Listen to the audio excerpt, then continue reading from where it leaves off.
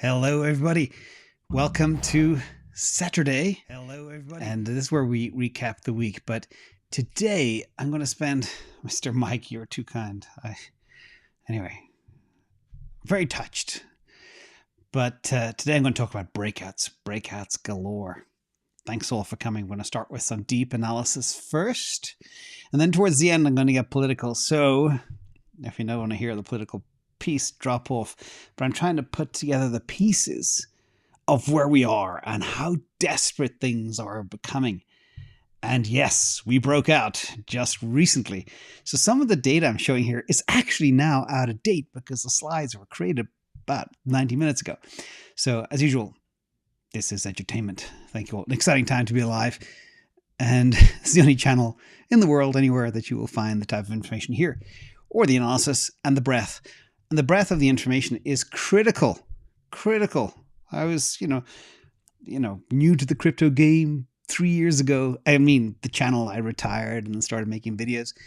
And then people started mocking me for talking about macro. Now they see how important it is. So anyway, let's go. Let's look at the last week in terms of Bitcoin. Pancake Panda, good to see you here. This is kind of stunning because we have a very clear breakout. One asset, Bitcoin shot up over 11% this week, but Solana beat Bitcoin by over 20%. It's crazy. Everything else is red. It was a total kind of Bitcoin dominance dream for many people, but there are assets that are defying gravity. That's what we're going to talk about today. We're going to analyze why. What's going on? Why is this time different? And I made a video yesterday about hardness, and I think the team at Blackrock saw it, and hence all the buying today. So again, big story. This is supposed to be a short segment, but there's too much to tell, and it's all connected. This is the performance of assets over the last week.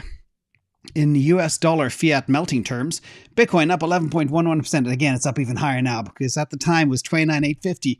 Right now, Bitcoin is 30,150. So it's $300 higher than an hour and a half ago. And we got above that critical 30K level, which I'll talk about as well.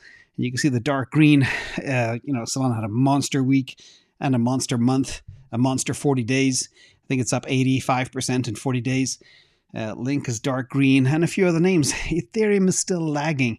And we'll look at some charts as well, comparing Ethereum to kind of where it should be. And the potential, if Ethereum gets back to all-time highs, what does that mean too? So let's look at the crypto fear and greed. This is interesting because it just went crazy bullish out of the gate in the last 12 hours. KN, see you out there. Thank you so much.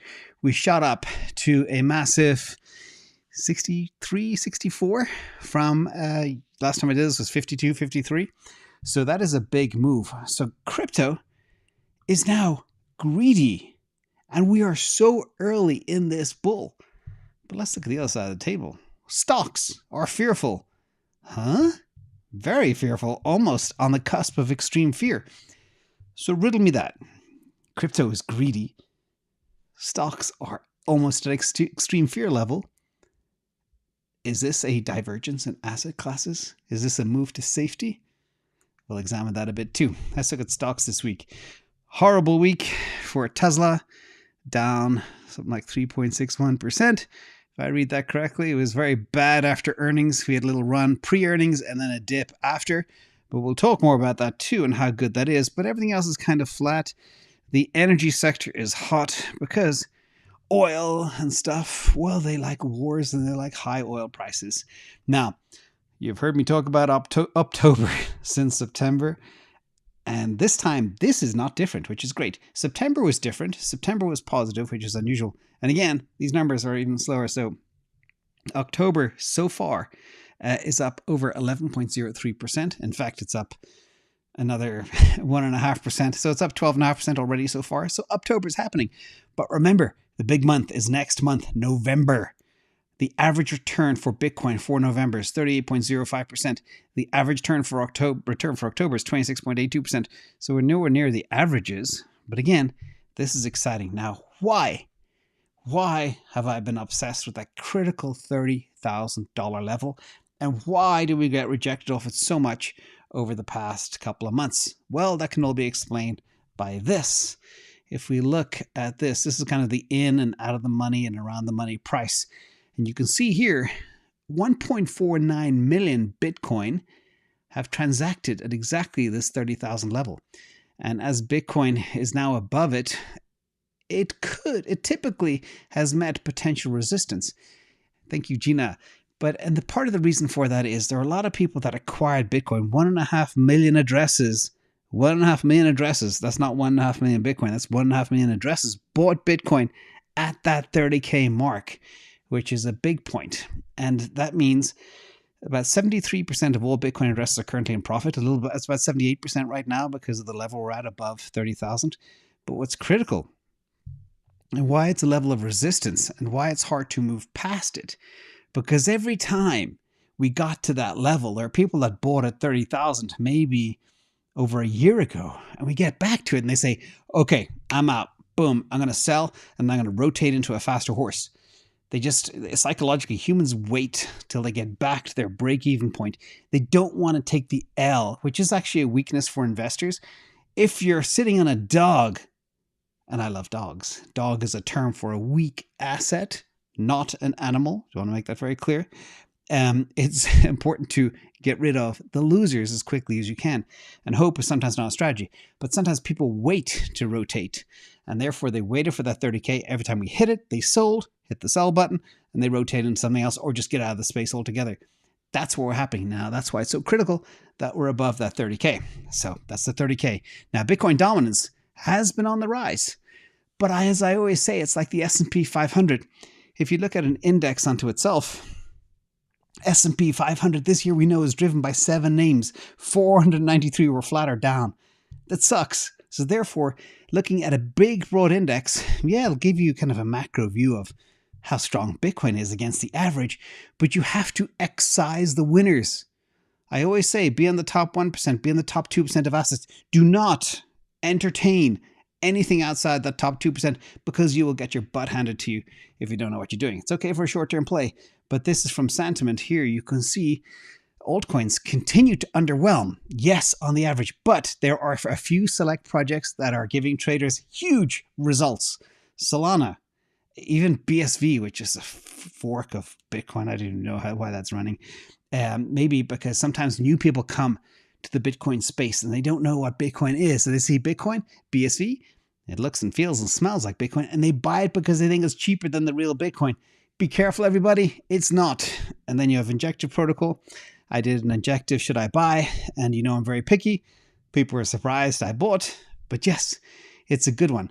So there are a few notables that are outperforming Bitcoin, and I've been talking about that too. Now, week over week, it was a great week for some major tokens. Again, the star of the show is Solana. Again, this chart is from yesterday. I can't remember who put it together. I forgot to give credit. Bitcoin up that 11% and strong. So overall, things are going really well, but you have to be in the winning names, okay? Having 60 of something will get you nowhere. And I've proven that as well mathematically. So let's talk about the big week for the select names. All the articles are talking about, Solana explodes 25%, Bitcoin reclaims 30K on ETF hopes, and Ripple wins. Well, Ripple didn't win the lawsuit. The SEC wove the white flag and walked away. We'll talk more about that in a minute too. So let's look about the big one. Everybody's talking, I went through a hard time.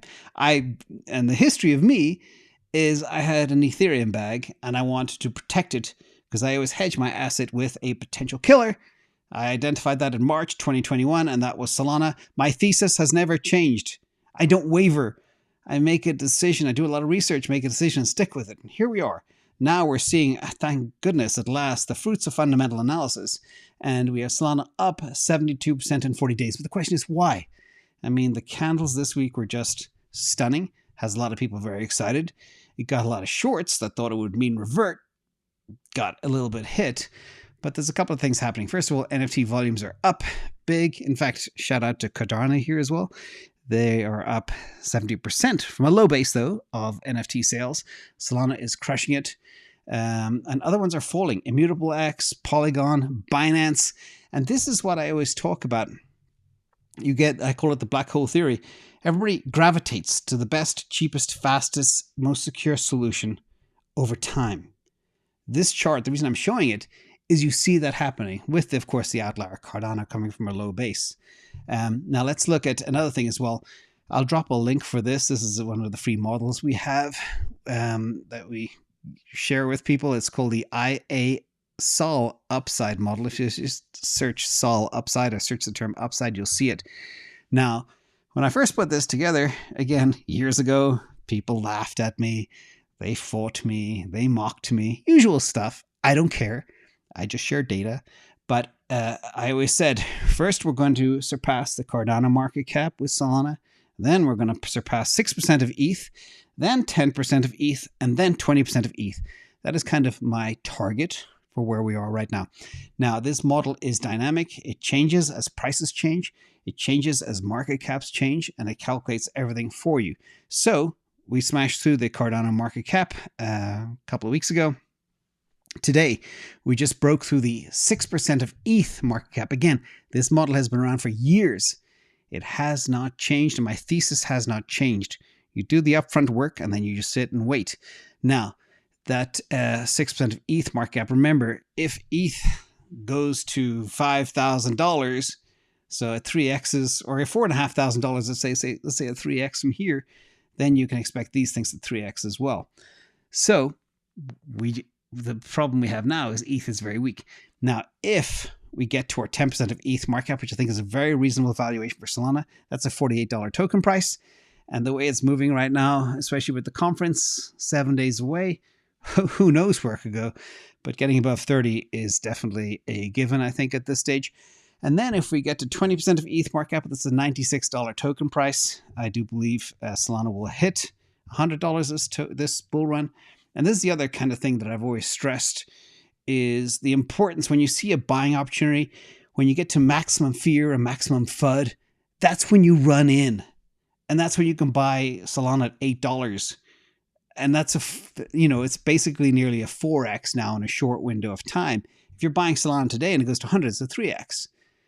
But if you buy it at $8 and it goes to 100, it's nearly a 12x. And that's the difference between what I say, getting in early, getting in hard. So just remember that for next time around.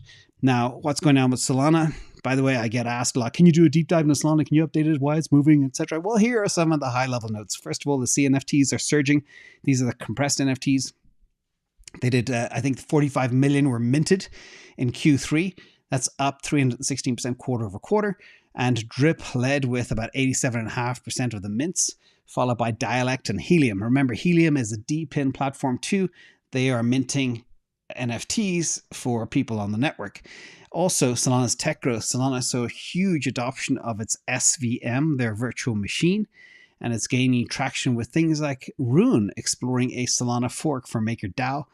And also we had the introduction of SVM-powered L2 Eclipse and Visa integrating payments on Solana. Visa's the 11th biggest company in the world. It's a big deal. Then you have DeFi and Solana. The TVL rose 32% to nearly $400 million. It's recovering nicely. It's been helped by DeFi and liquid staking protocols and MarginFi and Jito, etc. Then the V1.16 upgrade is coming too. That's is going to help supermajority of stake, enhances validator memory efficiency, introduces features for confidential transfers, and boosts ZK proof support as well. Also, other market dynamics. There was, so much fear about FTX selling their $1 billion of Solana. Instead, they decided to stake it because they believe it'll go up. Shout out to Mike Novogratz as well, who is in charge of deploying all the assets to make sure the investors who lost on FTX are made whole. And he believed, you know what? Why don't we stake Solana? It's the second best staking rate out there. It's very secure. It's taken over the world, and I think it could generate huge return. Well done, Mike Novogratz. In addition, Sol's market cap was up about 20% quarter over quarter, and now it's, I think, above 10 billion, and the rest is history. So things are good. Now, let's go to a bit more because people want to know what's going on with Solana. So this is the other thing. Staking is back near pre-FTX levels, and stake Sol is, up 2% quarter over quarter. But if you look at the green line, that's kind of where it used to be. And I think it's running at about 72% of all Solana is staked, which is actually very good for the network too. And I had a very pleasant surprise when I went to look at all my staking accounts and calculate exactly the difference between how much I deployed and how much I have now. it is staggering how much it reduces the cost basis of your asset. So now my Sol position is deep in profit too. Let's talk about SEC as well, losing left, right, and center. This is big news from the week too. Ripple, the SEC dropped their case against Ripple's Larson and Garlinghouse. And it's like waving the white flag. It's like, poor SEC, nothing but L's all over the place. And what's going on? Well, I'm kind of weaving in a few little theories here. So just guessing at this stage, why BlackRock needs Bitcoin. We know oil is hot. This is a historical chart going back to 2020 of BlackRock stock performance versus ExxonMobil. And we know BlackRock was a big ESG play, and that really didn't do very much for them. But over these 3 years, BlackRock is down 25%. ExxonMobil is up 106%. And that leaves people like Larry Fink scratching their head. And it's like, okay, we need something to propel BlackRock forward because we are shrinking right now. We're not doing well. And guess what that is? Yes, BlackRock needs Bitcoin and crypto. So exciting times. Now, we always have to balance the news. Charlie Munger's back and he says, Bitcoin is the stupidest investment ever, from Charlie Munger. Go Charlie. He actually said things similar about Tesla as well in the past too. Anywho, good man Charlie. But kudos to him for still being almost on top of everything at 100 years of age or 110 or whatever he is. So well done, Charlie. Now, speaking of people having a good week, and shout out to Brad Garlinghouse. He had a good week. But one of the quotes he did make that I just want to re-emphasize is the CEO of Ripple, which is a crypto with terrible tokenomics. He says 99% of crypto goes to zero. So I thought that was funny. And yes, we agree. So Brad and I agree on something. Awesome. Wow. Let's look at Grayscale because this ties into BlackRock and Spot ETF and money and the strength of Bitcoin right now coming up to 30,200. We're solidly above that level of 30,000. But look at this.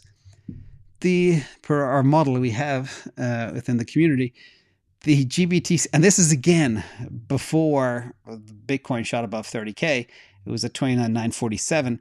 The GBTC discount over Bitcoin is now 12%, down from 50% at the beginning of the year, and ETH down from 55% 10 weeks ago to 23% today. This is just dissipating fast. So this is a great trade for people.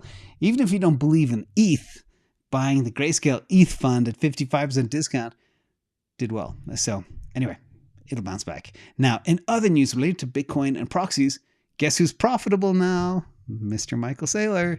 So this is a history that I track every single purchase, the price, the amount of Bitcoin, and the date. I'll share this model on Patreon later so you can look at it yourself and look at how they need a product like DCAS to buy Bitcoin. So some of their timing is not perfect, but also you have to understand they're moving huge amounts of money to buy a lot of Bitcoin. So you can't, it's not like sniping one Bitcoin. They have to snipe thousands at a time. So that's really difficult OTC. But their average cost now is $29,582, which means they are calculating for $600 per Bitcoin in profit right now. And they own 158,245 of those. And the total amount they spent is $4.681 billion. So yes, this could be good. Remember, when MicroStrategy gets profitable in Bitcoin, the stock really takes off. When it's underwater in Bitcoin, the stock market doesn't like it, and that's completely logical as well. So expect good things from MicroStrategy next week, especially when you got people like BlackRock who don't have their stuff ready. So they're buying proxies like miners and MicroStrategy like crazy. Now, we're going to switch gears to a little bit of technology news, and a shout out to Tom Lee as well. He had this slide in a recent investor call, which I thought was very interesting. And it's how automation will drive technology stocks higher. And the whole thesis behind what he's saying here, and that technology will become 50% of the S&P 500. Currently, it's around 27%, but that's a big growth from 27% of the top 500 companies to 50%. And we're not talking about the number of companies, but the weight of those companies in the index. And he says it's all driven by labor shortage. Right now, we're looking at a government that talks about, oh, we've got such low unemployment. It's not low unemployment. Number one, people don't want to work. Number two, the numbers are kind of fake because people are doing 2 or 3 jobs with gigs and driving Ubers and part-time personal trainers and, gardening and stuff on the side. Who knows what? But the numbers are wrong. But the problem is there is a labor shortage. And this will drive investment in technology and robotics. Symbiotic, I missed it by 40 cents a couple of weeks ago. I was kicking myself. Anyhow, this is going to be very, very important for the future. You play where the puck is going to be. Labor shortage is coming. Therefore, technology will go parabolic. And guess who's going to be in the prime position for that? Elon Musk. Once again, right place at the right time. He's always ahead of the curve. And it's not by chance. Robotics, automation will become critical over the next 8 to 10 years. And they are making huge investments in that area. And of course, the stock market punishes them because they didn't talk enough about the amount of margins and forward-looking revenue and everything else. It's crazy. Anyhow, the world is changing and it's becoming a more scary place. And therefore, many people believe you will need a bulletproof car to be safe out there. And they just tested the CYBERTRUCK with an automatic machine gun, shot through it. Not one of these bullets penetrated the actual doors of the vehicle. Don't try this at home, kids. This is a bulletproof vehicle with bulletproof glass. It's a very special car, the most special car ever made. But if you are living in a dangerous place, dangerous neighborhood, a war zone, these things are going to sell like hotcakes, but you're going to have to wait over 7 years to get one because that's how long the waiting list is. Now, speaking of Tesla, I blew all my cash this week because Tesla got so cheap. And that's what I do. I run into burning buildings. But I'm confident. I am 95% certain that within 12 weeks, Tesla will be at $300 or more, and that's a 43% upside. That's why I go nuts, and that's what we had as a big buying opportunity. Tesla fell down to $211, even a little bit lower at one stage, and that's where we are right now. Because Wall Street doesn't get it, and we have so many people in the community that didn't have any Tesla bags, and now they do, and they got a good price. They didn't get the 106 we got earlier this year, but it's still a very good price for a stock that should be worth $400 to $450. Even Wall Street analysts who are clueless appraise it at $400. Anyway, let's move on. And now I'm going to get into a little bit of political stuff. Bear with me here. I'm sorry, it's a long one today, but there's so much to cover. Let's talk about what happens next with hikes.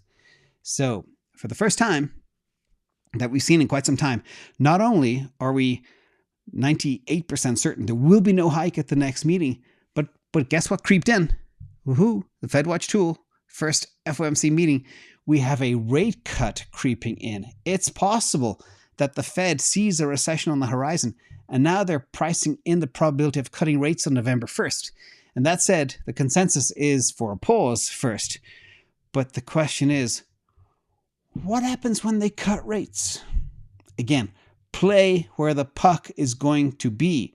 We have a huge amount of terrible macro news. We have, the US is involved somehow by proxy into 2 different wars.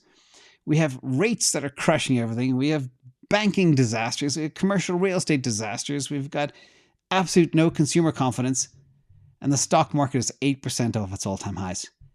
What more can you throw at it to take it down? And the answer is nothing. So once the cut comes, things will go bangbusters. So this is from Lynn Alden, her little chart, and it's for the Goldbugs. This is interesting. So basically, post-pause, anytime the Fed in history has paused from a hiking spree, which they've come off of, these are the green lines here, and I added, I hope Lynn doesn't mind, I added some arrows to her chart, but you can see the green line marks when they pause, which ultimately is followed by a cut.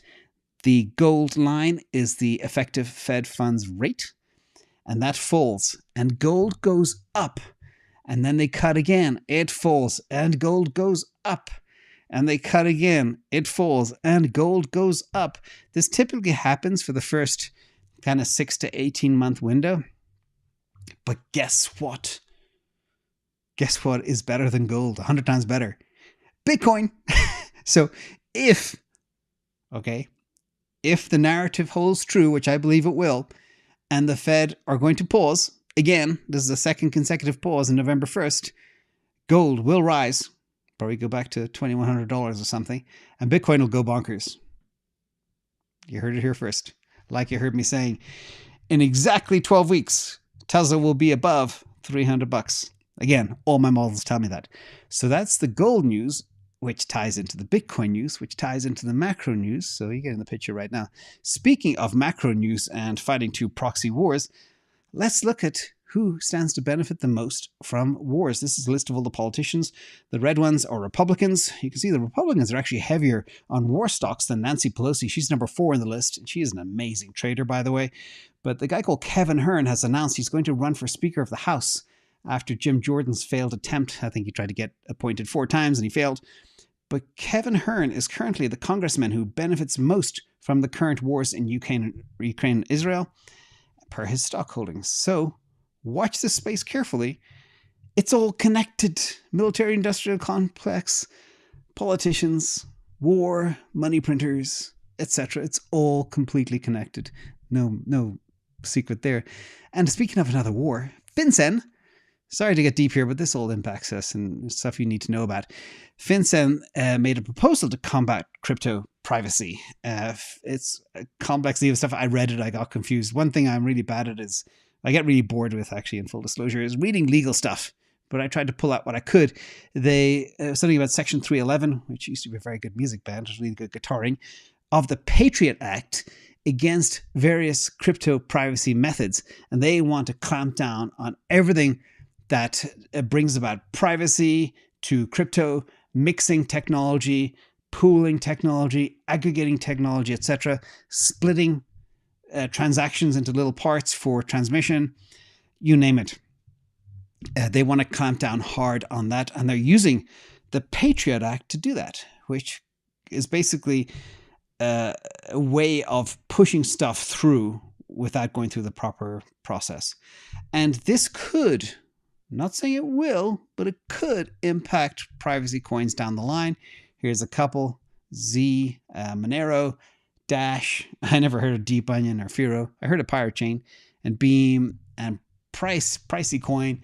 These could get hit, so be careful. I've always said the reason I don't touch these things is because privacy coins will never be adopted by governments. They'll always be frowned upon. Therefore, they'll never attract big institutional money. Therefore, I'm not interested because there's no upside. Nothing against the private coins per se, but just about the money. Follow the money. Now, let's look at Monero, because that is one that the community loves. And this is pushing it through the ATR model. It gives you a macro perspective of where we are. Monero is very much alive and well and has done very well in this bear market. It has a very strong zombie coefficient. That means it's far from dead. It's positive 4.3. And you can see here it's above layer 1 and heading stronger.